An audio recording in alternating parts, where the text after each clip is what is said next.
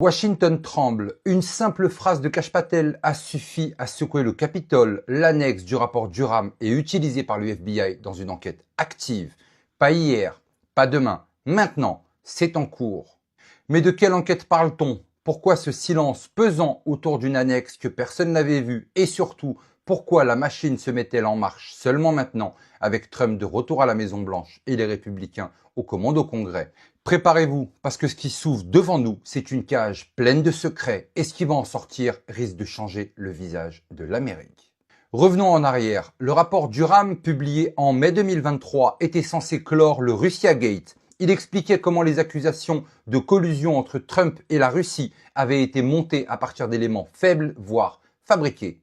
Il parlait du dossier Steele, payé en partie par la campagne Clinton. Il révélait que le FBI avait ouvert une enquête sans fondement solide, mais une partie du rapport n'avait jamais été rendue publique. Une annexe classifiée, un compartiment verrouillé, c'est ce qu'on appelle la cage. Dans cette annexe, des notes d'agents qui refusaient d'obéir aux ordres, des mémos internes sur les manipulations du fils à cour, des noms de responsables du FBI qui ont signé des demandes de surveillance alors qu'ils savaient que les preuves étaient fragiles. Et même des allusions à des réunions politiques où le but était clair, nuire à Trump coûte que coûte. Des noms apparaissent, James Comey, ancien directeur du FBI, Andrew McCabe, son adjoint, Peter Strzok, agent central du Russia Gate connu pour ses messages anti-Trump, Lisa Page, avocat du FBI, et encore Kevin Klein-Smith, condamné pour avoir falsifié un email. Tout ça, c'était dans la cage. Et maintenant, le FBI dit on l'utilise, c'est une enquête active. Alors la question se pose, va-t-on voir des inculpations tomber sur ces anciens responsables? Ou va-t-on encore refermer la cage en espérant que personne n'ose regarder à l'intérieur? Mais ce n'est pas tout, parce qu'au Sénat, le sénateur Chuck Grassley a révélé un autre secret, le programme Arctic Frost, officiellement un suivi de groupe à risque après l'élection de 2020. En réalité, une chasse aux conservateurs. Pas moins de 92 groupes et personnalités républicaines auraient été fichés. Parmi eux, Turning Point USA, l'organisation de Charlie Kirk, très influente sur les campus, des PACs liés à Trump et à Rudy Giuliani, des associations pro-vie, des groupes catholiques traditionnels et même des Américains ordinaires fichés pour avoir acheté des bibles ou des armes de chasse chez Cabela's. C'était ça, Arctic Frost, un fichier secret qui rappelait plus une purge politique qu'une enquête sécuritaire. Et il faut oser le dire, sous la présidence Biden, le FBI a été instrumentalisé pour museler l'opposition. Grassley lui-même l'a dit, jamais je n'ai vu un directeur du FBI augmenter autant la transparence en si peu de temps.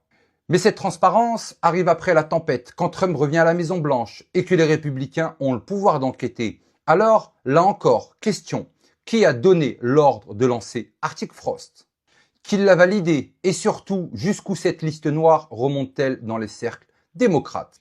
L'autre bombe qui explose en parallèle, c'est Burisma. Burisma Holding est une société énergétique ukrainienne dirigée par Mykola Zloveski et parmi ses conseillers, Hunter Biden, fils du président.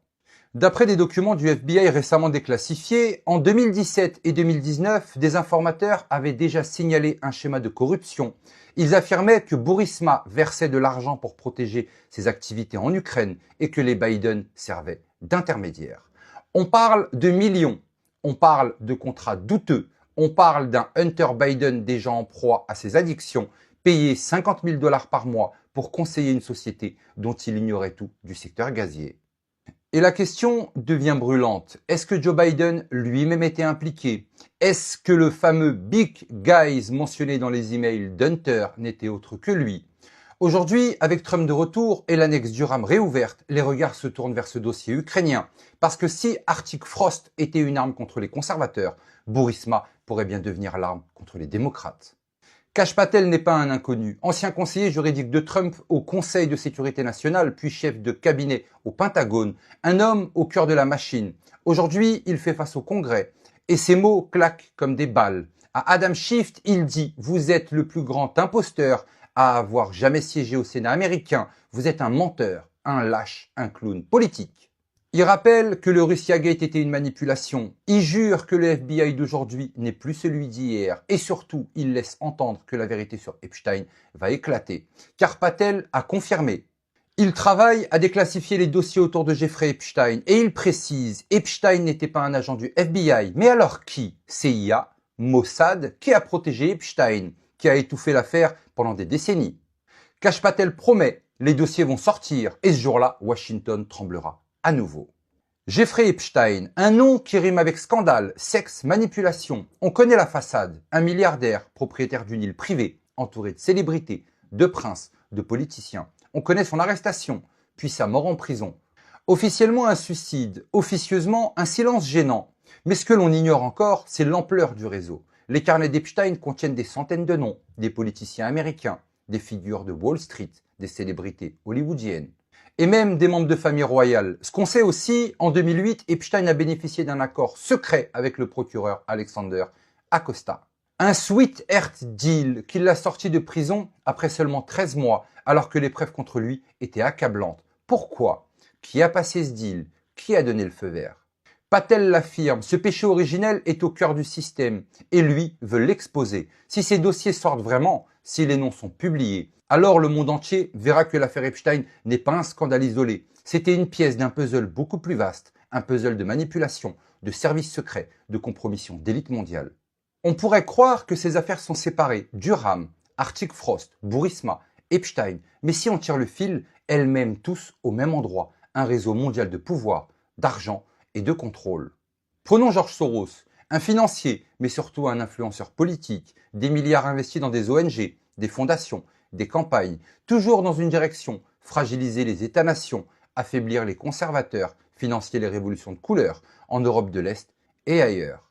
Et devinez quoi, Soros a des liens financiers avec l'Ukraine, avec des acteurs proches de Burisma et même avec des réseaux politiques américains.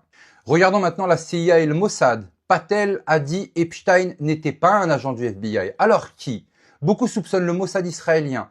Pourquoi? Parce que l'âme du chantage sexuel est une vieille méthode de renseignement. Compromettre les leaders, les piéger, les filmer, puis les tenir en laisse. Et Epstein, avec son île, ses caméras, ses invités VIP, était une machine parfaite pour ça.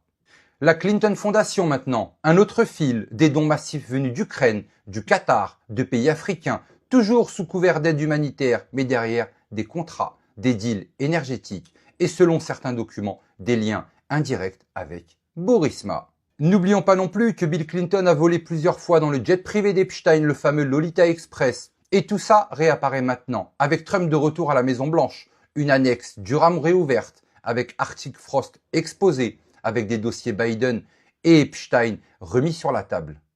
Alors, posons la vraie question. Sommes-nous en train d'assister à l'effondrement d'un réseau mondial, un réseau qui mélange argent, renseignement, corruption politique et exploitation humaine? Ou va-t-on encore une fois voir les puissants refermer la porte, étouffer les révélations et sacrifier quelques boucs émissaires pour sauver la pyramide? Une chose est certaine, ce n'est plus une question d'Amérique, c'est une question mondiale. Et ce qui va sortir de cette cage pourrait bien emporter tout un système avec lui. Alors, voilà où nous en sommes. Une annexe Durham déclassifiée, un programme Arctic Frost qui ciblait 92 groupes conservateurs, des documents sur Burisma et les Biden qui refont surface, un Kash Patel enragé face au Congrès et une promesse, les dossiers Epstein seront révélés. L'Amérique se trouve face à ses fantômes, Russia Gate, Burisma, Epstein, 3 cicatrices, 3 affaires jamais refermées. Alors je vous pose la question, sommes-nous enfin à l'aube de la vérité ou à la veille d'une nouvelle dissimulation? Parce qu'une chose est certaine, la cage est ouverte et ce qui en sortira, personne ne pourra les remettre. Mais surtout n'oubliez pas, on n'est clairement pas au bout de nos surprises.